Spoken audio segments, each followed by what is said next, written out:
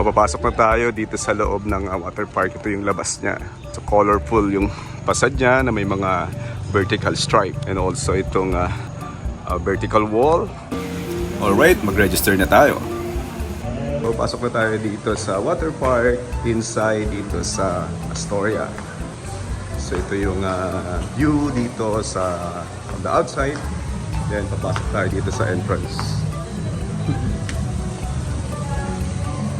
Now, ito ngayon yung loob ng water park. Yun, so may mga water feature, may slide dun sa area na yun. Then ito may mga cottages. So dun meron ding water feature dun sa area na yun. So bababa tayo, papunta dun. Right, okay, going down the stair. So dito na tayo. Dito tayo dito sa loob ng water park. So here, iba na tayo. Hi, good afternoon. Going to the water park. So ang ganda nung landscape niya. Merong walkway or pathway. So ito, hindi siya nakaka-slide o hindi madulas yung surface itong inaapakan natin na pathway. So ito yung likuran ng structure. Kanina doon tayo sa harapan, colorful yung facade, but here dito sa likod ganun din. So nag-complement yung kanyang design. So ito merong cottage dito, then you can see also here itong paligid ng water park. Alright, so dito merong bridgeway going up here dito sa taas. Now, makikita natin dito closer itong mga water feature dito sa loob ng water park. So dito pwede ka din mag-float dito using yung mga salbabida na nandun. So you can look from this place hanggang dun, paikot. Punta doon sa kabila, then ito yung endpoint. Then doon siya, oh. So yun yung area ng water park. Lapitan pa natin. Ito na ngayon yung malapitan na area ng water feature.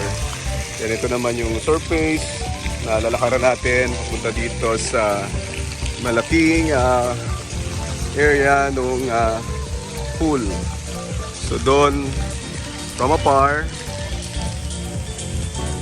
yun yung slide dun sa itaas. Akit ka dun sa taas, then slide ka.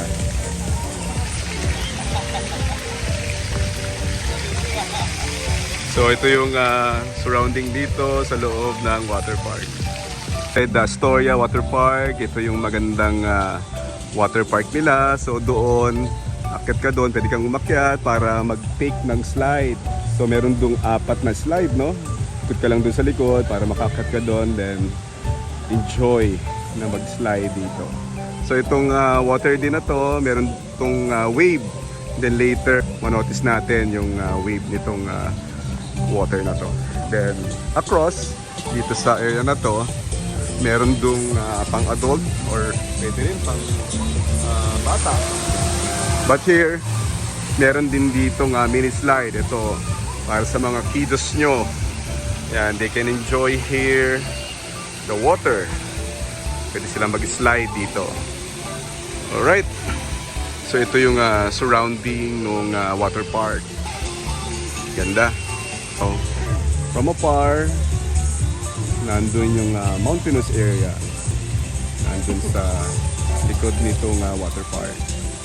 And abundant coconut trees surrounded the area.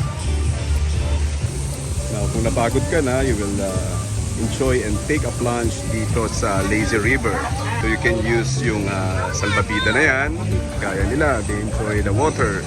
So nakaloop tong Lazy River na to from here hanggang doon sa area, paikot. Kalup yung Lazy River, papunta doon, then doon sa bridgeway na yon, paikot doon sa palibot ng perimeter nitong water park. Alright, so hintayin natin mamayang konti yung wave ng water dito sa area. And now, here dito sa water park, ma-witness natin yung wave nitong water na to, cascading water.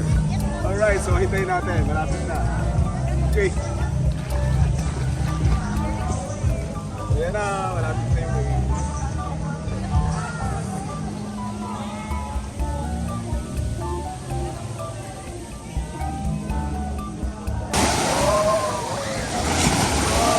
Right now guys, so kita-kita na yung wave ng water.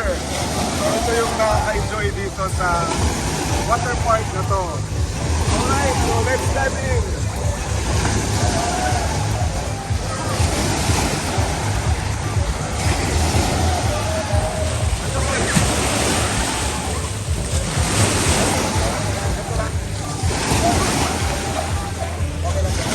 Now ito ngayon yung wave ditong water park.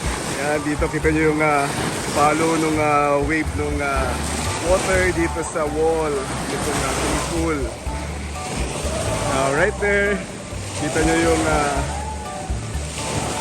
wave ng water coming dun sa dulo ngayon, then dito sa area na to. And parang dagat lang din Right, so enjoyable and very satisfying itong water park dito sa loob ng Astoria.